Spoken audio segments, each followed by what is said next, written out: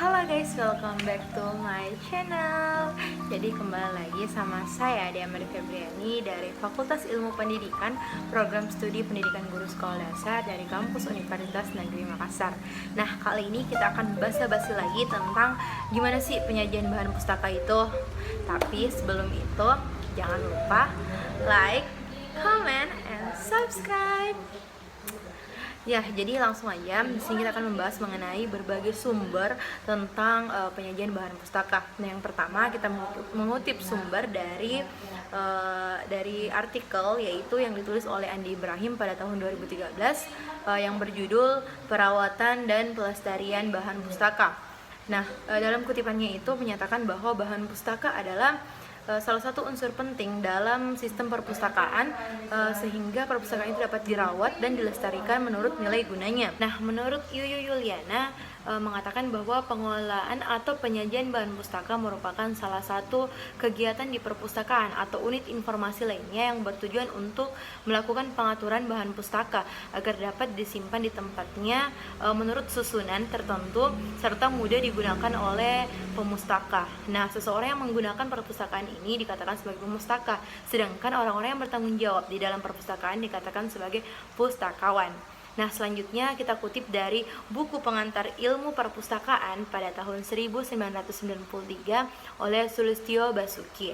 Nah, di sini proses manajemen dalam perpustakaan yaitu mulai dari perencanaan, kemudian organizing, staffing, directing, coordinating, dan reporting. Nah, itulah manajemen dalam perpustakaan. Selanjutnya metode pengadaan. Nah, metode pengadaan perpustakaan ini ada 4, yaitu pembelian, pertukaran, hadiah, dan kegiatan organisasi. Nah, selanjutnya dari cara-cara perpustakaan dalam meminimalisir buku, yaitu yang pertama dengan melakukan pengklasifikasian. Setelah itu melakukan pengkatalogan atau dikelompokkan berdasarkan menurut tingkat kesukarannya, yang mana buku bahasa Indonesia, bahasa Inggris, kemudian bahasa daerah, dan bahasa asing. Setelah itu melakukan pengenalan dari setiap buku yang diterima harus distempel. Setelah itu melakukan pemasangan nomor buku di punggung buku. Nah, setelah itu memberikan label atau tanggal pada bagian belakang buku. Nah, setelah itu memberikan kantong nama atau kantong nama di belakang buku yang berisi dari nama pengarang, judul, nomor buku, dan nomor induk di halaman akhir buku. Kemudian melakukan tugas penyelesaian. Nah, setelah semuanya ini dilakukan, maka diberikan nomor klasifikasi yang ditulis dengan pensil pada bagian belakang halaman judul.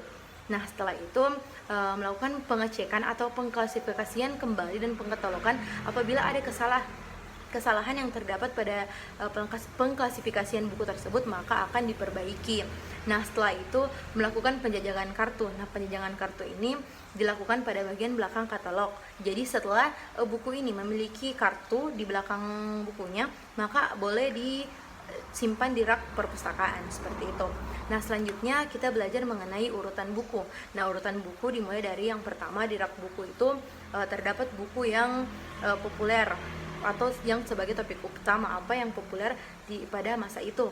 Kemudian yang kedua yaitu buku teks atau ajaran. Nah, di sini juga nanti ada pembagiannya di rak-rak buku, mana buku sejarah, IPS, IPA, bahasa Indonesia, dan sebagainya. Setelah itu memberikan bahwa ini rak buku referensi lain. Juga ada rak buku untuk skripsi. Skripsi ini sangat penting untuk menunjang kita nantinya. Kemudian juga ada buku yang berukuran besar atau atlas, dan juga ada buku khusus. Buku khusus itu berupa Al-Quran dan buku-buku lainnya yang langka digunakan. Nah, setelah itu kita juga mengutip dari artikel dan buku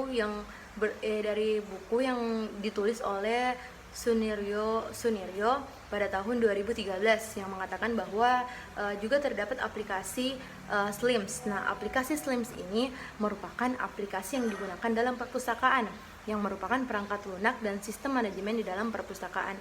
Nah, yang pertama kali dikembangkan oleh Kementerian Pendidikan Nasional, Perpustakaan Pendidikan Nasional. Nah, di sini dengan cara pengelolaannya yaitu dengan menginput data. Setelah itu mendeskripsikan fisik buku dan pencetakan label buku yang berkode, kemudian pencetakan katalog. Jadi seperti itu, jadi sekian dari saya. Semoga ini bermanfaat untuk kita semua, dan jangan lupa like, comment, and subscribe. See you.